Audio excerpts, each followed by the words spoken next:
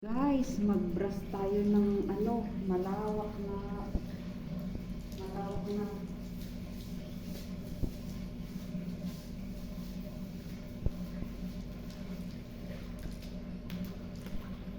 naghuhugas tayo ng ano ba to?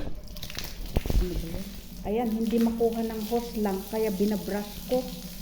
Ayan, binrush ko muna.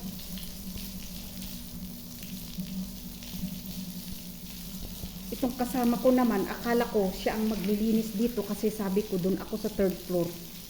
Kasi nga ako ang nagsusundo ng bata. Ilang araw bago malinisan ito, pinag-ubaya ko sa kanya.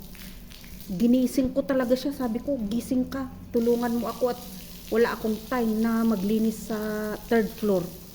Susunduin ko pa yung mga bata. Ayan, inaano na ng tubig, inaagos na ng tubig. Dito, tignan nyo, hindi ko binrush yan. Ayan, hindi na aanod yung ayan, pag tubig lang.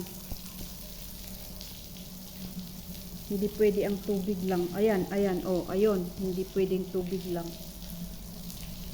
Grabe. Pagkatapos ng ulan, ganito, dilobyo.